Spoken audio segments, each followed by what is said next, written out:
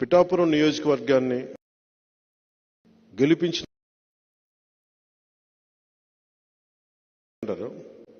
ఈరోజు నేను శక్తి పీఠమైన ఆ తల్లినే మీ ద్వారా అడుగుతున్నాను, నన్ను గెలిపించమని కోరుకుంటున్నాను.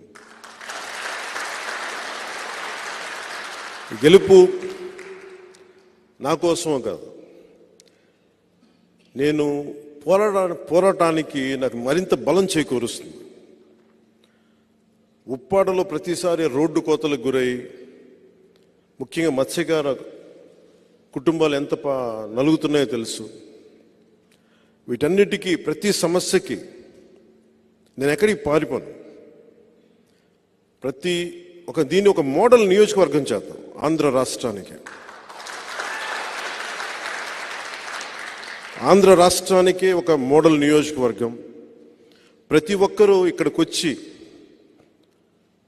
ఇది ఎలా జరుగుతుంది అభివృద్ధి అనేది తెలుసుకునేలాగా ఉపాధి అవకాశాలు కానీ, విద్య అవకాశాలు కానీ, వైద్య అవకాశాలు కానీ, నిజంగా ఒక అభివృద్ధి ఎలా ఉంటుందో ఒక ఎమ్మెల్యే నిజంగా తలుచుకుంటే అభివృద్ధి అనేది ఎలా ఉంటుందో నేను మీకు చేసి చూపిస్తున్నాను. మనస్ఫూర్తిగా చెప్తున్నా. ఆర్థికంగా మనం ఎంత బలోపేతం చేయాలి. ఎక్కడ మహారాష్ట్ర నుంచి వచ్చి అక్కడ రైల్వే లైన్ అక్కడ ఇబ్బంది అవుతుంది, మహారాష్ట్ర నుంచి వచ్చే భక్తులకి దానివల్ల ఆదాయం ఎలా పెరగాలి, వీటన్నిటి మీద నాకు చాలా సమగ్రమైన అవగాహన ఉంది. అందుకే నేను ఒకటే మాట ఇవ్వండి,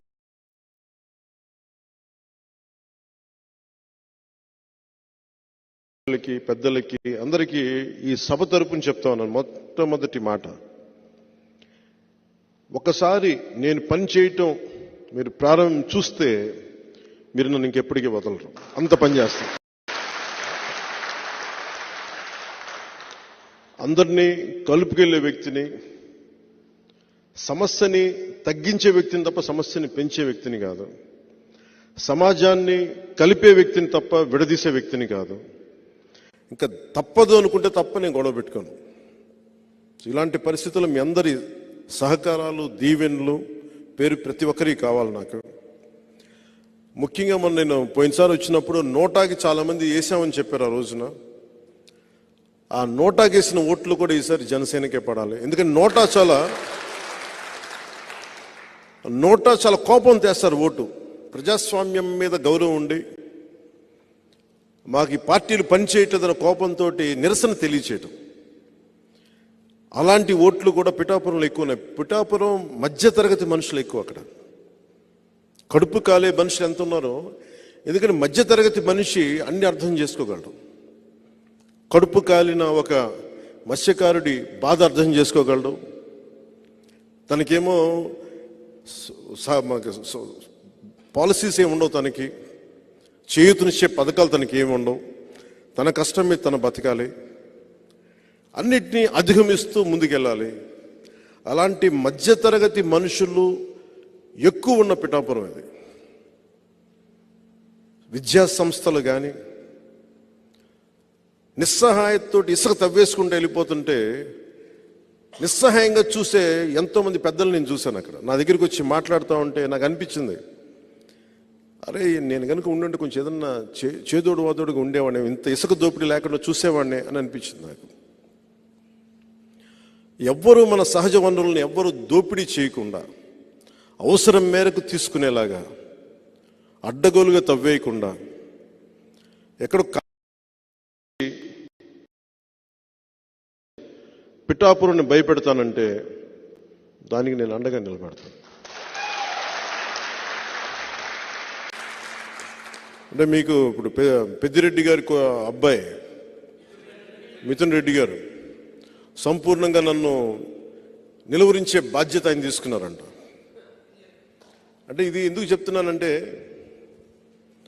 ఒక సందర్భంలో నేను ఆయన్ని ఢిల్లీలో కలిశాను. ఆ మాటల సందర్భంలో ఆయన అన్న మాటలు ఏంటంటే, వాళ్ళ నియోజకవర్గంలో, చిత్తూరులోని వాళ్ళ పీలేరు నియోజకవర్గంలో మేము ఎన్ని కష్టాలు పడైనా సరే, ఎంతమంది ఎదిరించైనా సరే మేము బయట వాళ్ళు మేమే కాపాడుకుంటాం ఆ నియోజకవర్గాన్ని అని చెప్పారు. ఇంకెవరిని రానివ్వరండి. అక్కడ మన పార్టీ కోసమే పోయినసారి ఒక యాదవ సమూహాలకు చెందిన ఒక యువకుడు మన పార్టీ తరఫున పోటీ చేస్తే పాపం చాలా భారీగా నామినేషన్ వేశారు. కానీ ఎలక్షన్లో ఓడిపోయారు. మీ ఓట్లు బాగానే వచ్చినాయి. కానీ మొన్న ఈ మధ్యన ఆయన మన పార్టీ నుంచి వెళ్ళిపోయారు వచ్చిన ఎలక్షన్లు అయిపోయిన తర్వాత. కానీ సొంతంగా పార్టీ పెట్టి ఆయన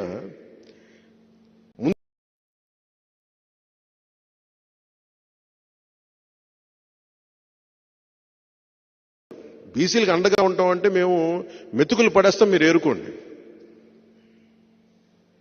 60 పైచిలుకు సీట్లుంటే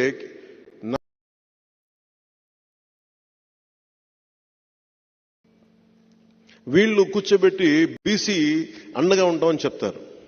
వీళ్ళు క్లాస్ వారి గురించి మాట్లాడతారు. నాకు జగన్ రెడ్డి గారి మీద కానీ మిథున్ రెడ్డి గారి మీద నాకు వ్యక్తిగతంగా నాకు కోపాలు లేవు వీళ్ళ మీద. ఇంకెవరు రాజకీయాల్లోకి రాకూడదు. నేను ఉన్నది దశాబ్దం నుంచి నేను పోరాడుతూ ఉన్నాను. 4 దశాబ్దాలు ఉన్న తెలుగుదేశం పార్టీకి కూడా నేను అండగా ఉన్నాను. అలాంటిది నన్ను ప్రజాస్వామ్యంలోకి నేను ఒక ఎమ్మెల్యే అయితే రాష్ట్రానికి మేలు తప్ప అది ఎవరికి హాని కాదు. రాష్ట్రంలో నాలాంటి గొంతుకులు ఉండకూడదు. నా కోసం 100 కోట్లు 150 కోట్లు ఓటుకి ₹1,00,000 ఇచ్చుకునేయమని, కుటుంబానికి ₹1,00,000 ఇచ్చుకునేయమని స్థాయిలో మాట్లాడుతూ ఉన్నారు. అంత డబ్బు ఉంది వాళ్ళ దగ్గర. ఎక్కడి నుంచి వచ్చిందో డబ్బు? మద్యపానాన్ని నిషేధిస్తామని చెప్పి ఒక సీఎం సారా వ్యాపారి స్థాయికి వెళ్ళిపోయాడు.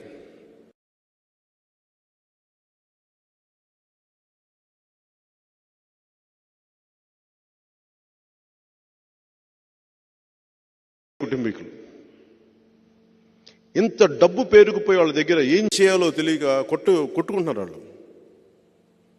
నేను వాళ్ళతో ఏం ఛాలెంజెస్ ఏం చేయట్లా. నాకు వాళ్ళ డబ్బు తాలూకు శక్తి నాకు బాగా తెలిసిన వాడిని. నేను ఒక్కటే కోరుకుంటా, నిజంగా తల్లి దీవెన కనుకే ఉంటే నాకు మీ అందరి ఆశీస్సులు ఉంటే మనిషికి 1,00,000 పంపించినా 1,00,000 పంచినా అది పనిచేయదు. జనసేన గెలుస్తుంది, పవన్ కళ్యాణ్ గెలుస్తుంది.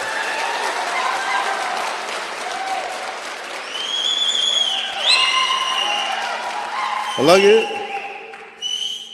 వంగ గీత గారిని కూడా మీరు తెలుసో మీ అందరికీ తెలిసి ఉండొచ్చు. 2009లో మన ద్వారానే రాజకీయాల్లోకి వచ్చారు. సమాన్ రావు